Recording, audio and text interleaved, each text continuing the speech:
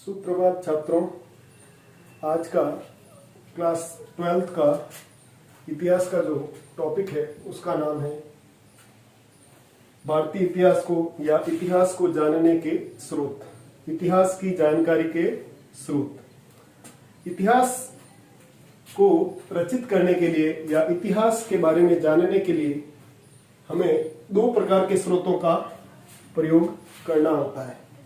पहला साहित्यिक स्रोत, दूसरा पुरातात्विक स्रोत या पुरालेखीय स्रोत। आज हम आपको साहित्यिक स्रोतों के बारे में बताएंगे। साहित्यिक स्रोत तीन प्रकार के होते हैं। साहित्यिक स्रोत तीन प्रकार के होते हैं। पहला धार्मिक साहित्य, दूसरा धर्मेत्तर साहित्य और तीसरा वंशावली। बात करते हैं धार्मिक साहित्य की। धार्मिक साहित्य में वे सभी साहित्य सम्मिलित किए जाते हैं जो धर्म के बारे में लिखे गए हैं या धर्म से संबंधित जितने भी साहित्य हैं वो धार्मिक साहित्य के अंतर्गत आते हैं। बात करते हैं धार्मिक साहित्य को हम तीन भागों में बांट सकते हैं या यूं कह सकते हैं कि हम उसका वर्गीकरण तीन भागों में कर सकते हैं। पहला ब्राह्मण साहित्य, दूसरा बौद्ध साहित्य और तीसरा जैन साहित्य। सबसे पहले बात करते हैं ब्राह्मण साहित्य की। ब्राह्मण साहित्य सनातन धर्म या हिंदू धर्म से संबंधित जितने भी ग्रंथ आते हैं वो सभी ब्राह्मण साहित्य के अंतर्गत आते हैं। उदाहरण के लिए हम इसमें वेदों को सम्मिलित कर सकते हैं। इसमें वेदों को सम्मिलित किया जा सकता है और वेद हैं वो वैदिक धर्म, वैदिक काल या आर्य सभ्यता की जानकारी प्रदान करते हैं। वेदों की संख्या जैसा कि आपको मालूम है, वेदों की संख्या 4 होती है। 4 वेदों के 4 उपवेद हैं। सबसे प्राचीन जो वेद है उसको ऋग्वेद कहा जाता है। 4 वेदों के नाम बता देता हूं आपको। ऋग्वेद, यजुर्वेद, सामवेद और अथर्ववेद। सबसे प्राचीन जो वेद है उसका नाम ऋग्वेद है। ऋग्वेद का जो उपवेद है उसका नाम आयुर्वेद है। ऋग्वेद के उपवेद का नाम आयुर्वेद है। दूसरे नंबर यजुर्वेद। यजुर्वेद के उपवेद का नाम धनुर्वेद। यजुर्वेद के उपवेद का नाम धनुर्वेद। तीसरा जो वेद है जिसका नाम सामवेद है। सामवेद के उपवेद का नाम गंधर्ववेद है। और चौथा अथर्ववेद। अथर्ववेद के उपवेद का नाम शिल्पवेद है। इन चारों वेदों के अलावा ब्राह्मण ग्रंथों में 2 महाकाव्य रामायण और महाभारत, इनको भी सम्मिलित किया जाता है ब्राह्मण साहित्य में। और वेदांग, उपनिषद इत्यादि भी सम्मिलित किए जाते हैं। तो ब्राह्मण साहित्य के बारे में आपने जानकारी प्राप्त की। ब्राह्मण साहित्य सनातन धर्म, हिंदू धर्म से संबंधित जितने भी साहित्य हैं जिनमें सबसे प्रमुख रूप से होता है वेद। तो वेदों और वेदांग, उपनिषद इत्यादि को सम्मिलित करते हुए हम लोग ब्राह्मण साहित्य के बारे में जानकारी प्राप्त करते हैं जो हमें इतिहास को जानने में सहायक सिद्ध होते हैं। दूसरे नंबर पर हम लेते हैं, धार्मिक साहित्य के बारे में बात हो रही है, दूसरे नंबर पर हम बौद्ध साहित्य को लेते हैं। बौद्ध साहित्य, बौद्ध धर्म से संबंधित जो भी साहित्य है वो सब बौद्ध साहित्य के अंतर्गत आते हैं। बौद्ध धर्म के जो प्रमुख 3 ग्रंथ हैं जिनको सम्मिलित रूप से त्रिपिटक कहा जाता है, इन त्रिपिटकों को भी हम बौद्ध साहित्य के अंतर्गत माना जाता है। त्रिपिटक जिनमें पहला जो है उसका नाम है सुत्त पिटक, दूसरा अधिधम पिटक और तीसरा विनय पिटक। इन 3 पिटकों को सम्मिलित रूप से त्रिपिटक कहा जाता है। पिटक का मतलब होता है पिटारा, यानी 3 किताबों का या 3 धार्मिक ग्रंथों का पिटारा। उसके अलावा बौद्ध धर्म में जातक ग्रंथों को भी सम्मिलित किया जाता है। दीपवंश, महावंश, महावस्तु ग्रंथ, ललित विस्तार, बुद्ध चरित्र आदि भी बौद्ध ग्रंथों के अंतर्गत सम्मिलित किए जाते हैं। और इन सब के अध्ययन से इतिहासकार बौद्ध धर्म के इतिहास के बारे में जानकारी प्राप्त कर सकता है। ये जो ग्रंथ है वो पाली भाषा में लिखे गए हैं। ये जो ग्रंथ है वो पाली भाषा में लिखे गए हैं। अब हमारा तीसरा जो टॉपिक है उसका नाम है जैन साहित्य। जैन धर्म से संबंधित जो साहित्य है वो जैन साहित्य के अंतर्गत आते हैं। जैन साहित्य जो है वो प्राकृत भाषा में लिखे गए। देखो हमने अभी बात की है कि बौद्ध साहित्य पाली भाषा में, जबकि जैन साहित्य प्राकृत भाषा में लिखे गए।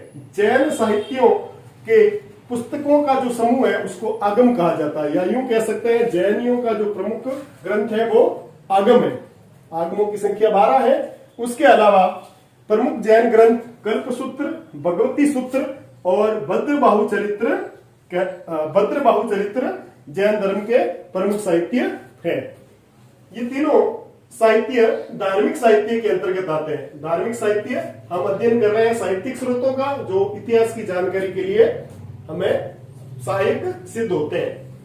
दूसरा साहित्यिक स्रोतों का जो दूसरा वर्गीकरण है वो किया गया है धर्मेतर साहित्य के रूप में। देखो इसको अगर आप संधि विच्छेद करेंगे तो धर्म प्लस इतर, धर्म से जो इतर है यानी धार्मिक साहित्यों के अलावा जो लौकिक साहित्य है, जो लौकिक साहित्य है वो धर्मेतर साहित्य या लौकिक साहित्य कहलाते हैं। लौकिक साहित्यों को अलग अलग भागों में बांटा गया है। लौकिक साहित्यों को कई अलग भागों में बांटा गया, जैसे पहला ऐतिहासिक ग्रंथ, दूसरा विशुद्ध साहित्यिक ग्रंथ, तीसरा क्षेत्रीय साहित्य और चौथा विदेशी विवरण।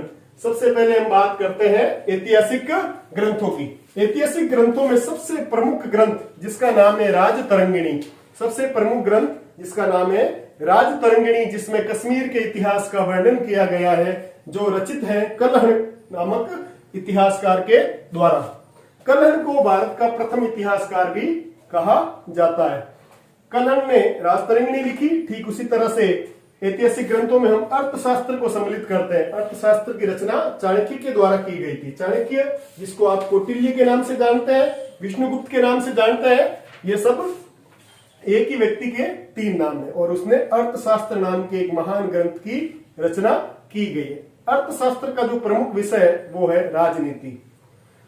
दूसरा नेक्स्ट जो ग्रंथ है उसका नाम है हर्षचरित्र। हर्षचरित्र बाण भट्ट के द्वारा रचित है। हर्षचरित्र बाण भट्ट के द्वारा रचित ग्रंथ है। ये एक ऐतिहासिक ग्रंथ है, इससे हमें इतिहास की जानकारी प्राप्त होती है। कुमारपाल चरित्र जो जयसिंह के द्वारा रचित है, पृथ्वीराज विजय जो जयनक के द्वारा रचित है, ये ग्रंथ भी ऐतिहासिक ग्रंथों की श्रेणी में आते हैं, और इनसे हमें उस समय की यानी समकालीन इतिहास की जानकारी प्राप्त होती है।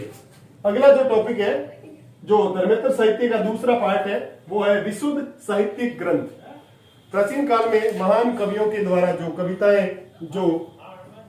कविताएं रची गई है या महाकाव्य रचे गए हैं, उनको अपन विशुद्ध साहित्यिक ग्रंथों के रूप में शामिल करते हैं। आपने कालिदास का नाम सुना होगा, मालविका अग्निमित्र।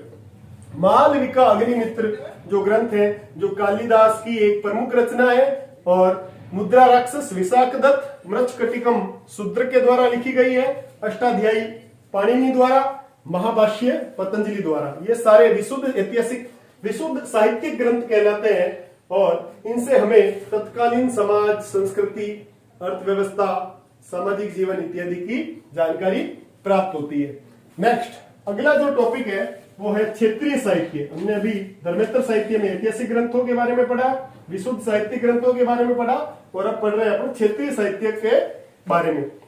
क्षेत्रीय साहित्य, भारत एक विविधताओं से भरा हुआ देश है। बहुत बड़े क्षेत्रफल में बहुत सी रियासतें, बहुत से ऐसे राज्य थे जिनमें वहां के क्षेत्रीय इतिहासकारों के द्वारा भी ग्रंथों की रचना की गई।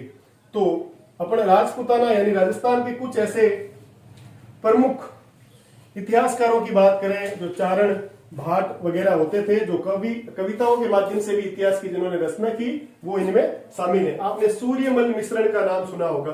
सूर्यमल मिश्रण ने वंश भास्कर की रचना की। वंश भास्कर जो बूंदी के इतिहास को बताती है। उसके अलावा नैन्सी की ख्यात, बिट्टू सुजा का राव जेतसिरो छंद, और चंद्रबरदाई का पृथ्वीराज रासो, पद्मनाभ का कानड़ दे, ये सभी क्षेत्रीय साहित्य की श्रेणी में आते हैं। और ये उस क्षेत्र विशेष, जिस राज्य में, जिस रियासत में ये ग्रंथ जिन कवियों के द्वारा, जिन इतिहासकारों के द्वारा लिखे गए हैं, उसी क्षेत्र विशेष का ये की जानकारी में हमें सहायक सिद्ध होते हैं। अगला टॉपिक है विदेशी विवरण। विदेशी विवरणों में हम बात करते हैं सबसे प्रमुख मेगास्थनीज के बारे में। सबसे पहले तो ये बता दूं कि विदेशी विवरणों में शामिल किसको किया जाएगा। प्राचीन काल में, मध्य काल में और आधुनिक काल के इतिहास के दौरान हमने ऐसे कई विदेशी यात्रियों के बारे में पढ़ा है, जैसे फाहियान के बारे में पढ़ा है, हेनसान के बारे में पढ़ा है, और ये सब विदेशी यात्री थे जिन्होंने भारत की यात्रा की। और भारत की यात्रा के दौरान इन लोगों ने यहां रहते हुए यहाँ की सामाजिक, आर्थिक, राजनीतिक दशा का वर्णन किया है। और हमें ये बताया है कि भारत का इतिहास उस समय कैसा था, भारत की जो अर्थव्यवस्था, सामाजिक व्यवस्था कैसी थी, इसके बारे में हमें जानकारी मिलती है। यानी हम कह सकते हैं विदेशी विवरणों से भी हमें स्थानीय इतिहास की या पूरे भारत के इतिहास की जानकारी मिलती है। मेगास्थनीज की इंडिका बहुत फेमस, एक विदेशी यात्री के द्वारा लिखी गई इंडिका हमें उस समय के इतिहास की जानकारी प्रदान करती है। फाहियान के बारे में आपने सुना है, जो गुप्त सम्राट चंद्रगुप्त द्वितीय के समय भारत आए थे और उन्होंने यहाँ भारत के हर क्षेत्र यानी सामाजिक, आर्थिक, राजनीतिक हर क्षेत्रों, हम अब विदेशी विवरण को एक बार पुनः वापस रिवाइंड कर लेते हैं। विदेशी विवरणों में मौर्य वंश की जानकारी है, वो हमें मेगास्थनीज की इंडिका नामक पुस्तक से प्राप्त होती है। मेगास्थनीज की जो इंडिका है वो मौर्य वंश की समग्र जानकारी देती है। आगे बात करते हैं गुप्त सम्राट चंद्रगुप्त द्वितीय के समय चीनी यात्री फाहियान जो भारत भ्रमण के लिए आया था, उसने अपने दैनिक दैनंदिनी में या अपनी डायरी में भारत के पूरी यात्रा का वर्णन किया है, और इससे हमें उस समय की सामाजिक, राजनीतिक और आर्थिक जानकारी मिलती है। फिर बात करें वेनसान की। वेनसान जो हर्षवर्धन के समय भारत आया था, उसे यात्रियों का राजकुमार भी कहा जाता है। वेनसान को यात्रियों का राजकुमार भी कहा जाता है, और उसकी जो पुस्तक है उसका नाम था सी यूकी में उसने हर्षवर्धन कालीन संपूर्ण इतिहास की जानकारी हमें प्रदान की है। अल मसूदी का आपने नाम सुना होगा। अल मसूदी जो एक विदेशी यात्री था, उसने अपनी एक पुस्तक मिडास ऑफ गोल्ड में भी भारत की राजनीतिक, सामाजिक, आर्थिक, धार्मिक सारी जानकारी हमें उपलब्ध करवाई है। अब बात करते हैं हम तिब्बती यात्री तारानाथ ने अपनी पुस्तक तंगियूर व कंगियूर में बहुत ही उपयोगी जानकारी भारत के संदर्भ में हमें प्राप्त करवाई है। ये दो टॉपिक साहित्यिक स्रोत के, धार्मिक साहित्य और धर्मेतर साहित्य। अब लास्ट टॉपिक बचा है, उसका नाम है वंशावलियां। देखो, प्राचीन काल में राजाओं के दरबार में चारणों की नियुक्ति की जाती थी। चारण, भाट, पंडित, पंडा, इन सभी की नियुक्ति इसलिए की जाती थी कि वो कविताओं के माध्यम से या अपनी लेखनी के माध्यम से वो उस समय के तत्कालीन, समकालीन इतिहास का सार संग्रह रख सके। तो इनके द्वारा जाति विशेष, वंश विशेष का इतिहास लेखन या वंश लेखन किया जाता था, जिनको वंशावलियां कहा जाता है। और वंशावलियां भी हमें किसी भी जाति विशेष के इतिहास की जानकारी में सहयोग करती है। भारत सरकार ने वंशावलियों को एक ऐतिहासिक साक्ष्य के रूप में, कानूनी साक्ष्य के रूप में मान्यता प्रदान की।